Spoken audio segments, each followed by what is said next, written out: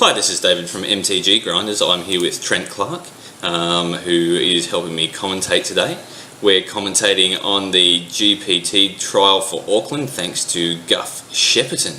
So say hi, Trent. How you going, guys? So we'd like to thank everyone in Shepparton for having MTG Grinders at their event and allowing us to record all their games from the #1 table, the feature table, which was it was a great day.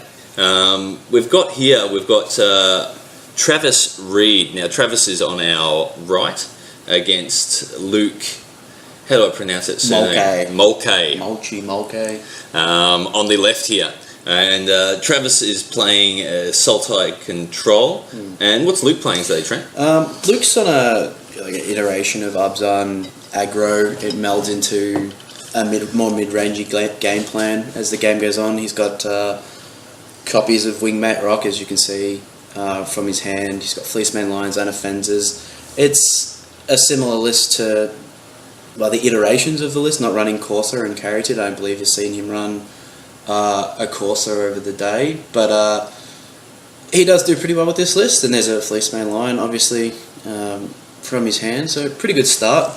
Probably the best 2-drop that he can hope for. And what we've asked players to do is use the dice that we're trying to get the players to do, as if you've watched any of our previous videos, up the top of the screen. And so hopefully we can keep a nice track of everyone's life total. So Travis then has come out with the Corsair. And what's that on top of his library there, Trent? That is a Dragon's Eye Savant. It's not typically a card you see too much in the standard format. It does have a big butt on it, the 0/6 defender, and yeah, it's I suppose it's a pretty good defender. It probably states that to Luke that Travis on some kind of control-y Sultai list. Which is generally not something you see too much of. Certainly not a top-tier deck, you would think. No, but it has the potential to catch someone off guard if they're not aware of it. And there's like a wall of frost on the top of Travis's deck. So if Luke had any idea about what was going on, I'm pretty sure he's onto it now. Which is interesting. I mean, the Fleecemane Lion doesn't look that great, and obviously with the Death Dealer coming down on the turn 3. But he still has a nice blocker there in the Corsair of Crewfix. Yeah, Crewfix is staple for most of the lists these days, especially I suppose for this kind of list. And so, what's the strategy for Luke's deck here? What's the win condition? Obviously, it's milling, but how does he go about getting that win? Travis. Travis. Yeah. I'm not entirely sure. I didn't actually see this list being played. Well, there's a Fenax, so. There's your win condition, the ability to resolve this guy and just mill your opponent for cards equal to their toughness. Now, Phalanx says mill for the toughness, not the power, is that correct? That's right, so Wall of Frost. And Dragon Eye Savants is 6 and 7 mil, respectively. Yeah, it's a pretty vicious clock, I suppose, if you can get your opponent into a corner where they obviously can't deal with the toughness of your creatures. And it's pretty difficult to remove a god, especially in game 1 if you're not playing erasers and things like that. Yeah, generally you look to the sideboard for indestructible god removal, to be honest. And there's not that many gods in the tier 1 lists these days. So not a lot of people are playing... certainly not a 4 of a race in the sideboard. No, I don't think so. I think Forika is namely the god that you look to when you see, when you talk about gods in standard. And so we've got attack from the Death Dealer and the Fleecemane Lion. I keep going to call it Watchwolf, which brings me back to the original Bravnica days. But we've got a block with the Corsair taking 4 by the looks. 4 from the Death Dealer. Yeah, I'm the Death Dealer once. Yep. So. And it looks like he might follow up with a Bile Blight on the Corsair. And the Snap Dissolve. It's probably a good play for both. Just now, trying to trade. He's scried his win condition to the bottom. What does that tell you? That he's got one in hand? I'm not entirely sure about it. I mean, he definitely needs Fenax to win. I mean, I haven't seen this list, so maybe there might be Pearl Lake Ancient or something of, pretty big proportions to come down, and he might have it in his hand. I can't generally make out too much outside of a Urbog and a Forest, another Dissolve, and then obviously the Dismal Backwater on the top of his list. But deck. But I'm not too sure as to how the deck does go about getting there, as he opts. Oh, so the second Fennecs. Okay, so there we go. So he did have one in hand.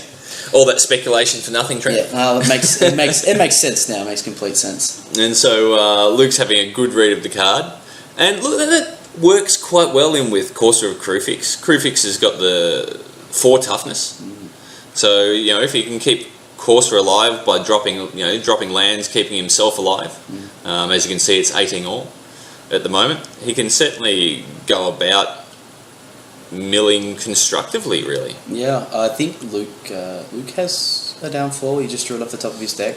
Opts not to downfall here and just continues with the baits. There's really no profitable block here, which is why I think he doesn't. And there's a Wingmate Rock. That's a big play. Tap down. We get a phone token. Things are looking. Although Reed's resolved his win condition. No, we've got a Mikey token. It's looking a bit rough. That board position is very hard. I think for non-in-hostility decks to get out of. We'll see as to which way Reed can move, but it's tough. It's tough as to the point as to which he is. Because he's already in 3 colours. He's in the Sultai list, and Sultai list, or particularly blue-black, doesn't have much of a way to deal with the sweet 2-for-1, or especially multiple threats especially when decks are going wide. And there's another Fennecs that must be. I suppose that could be only 2, and he scryed when he scryed away to the top. So he certainly doesn't want to see that on the top of his deck. Not at all. And so there's a Dragon Eye Savants coming out for the 0/6 to add to the 2/4. Surprisingly, I believe Reed missed his Corsair trigger. Oh, no, not the Corsair trigger. So the Fennecs 4 mil from Corsair the last turn, which is, I'm not too sure. Maybe I missed it, but it didn't seem that he did it there. I'm not too sure why that was. Maybe just a miss or something. You definitely should be starting to mill here. However, the Wingmate Rock poses a massive threat. Yeah, well, there's really no reason as to why Luke just can't go in. I mean, I don't believe there's Devotion. There's not Devotion there, and Luke's board's pretty dominating right now. Reed does have untapped lands, which can represent a lot in the form of the Urbog on the other side, but also the double black and the triple blue. But we see Luke come in pretty hard here, and this is a lot of pressure. With the entire crew gaining life from the Wingmate Rock. So that's actually 22. So here we go with the extra dice on top that hopefully we can see. 22. Very nice. That worked perfect. Well done to Luke there with using the dice. Very happy with you, Luke. Thanks, mate. Shout out, Luke. Alright, so we've got some... Obviously, he doesn't want to lose his Corsair. Yeah, the one block that's open to him, really. He can't put the Corsair in front of the Fleece Mane for fear of Monstrous, yeah, which is just not good. It's just not a good spot to be. Having to trade your Corsair for a Fleece Mane like that, and especially in a position like this. And so now we've got a tap for 6 mil. Is that correct? Yeah, it looks like it. So block tap for 6 mil. Maybe, I don't know. There's a bit of discussion between the judges, the players, as to what's going on. Possibly when exactly this is happening. So we'll just wait and see what happens here. We've got a glimpse of a hero's downfall there in Luke's hand. The judges on the table here, so we'll get this sorted. So you don't want to block the Fleece Mane with the Corsair because of the Monstrous. You don't want to block the Death Dealer with the Corsair because of the pump ability. You've got 6 coming through, which will put him down to 8, plus 2 from the Death Dealer, that's down to 6. It's pretty rough right now. It's very hard for the Sultai lists to go and deal with this kind of board And obviously playing like great big defenders is it's great at blocking, but if you can't go to the air and you can't actually remove the guys, then that's a problem. So we've obviously had some sort of ruling from a judge here to shuffle the deck.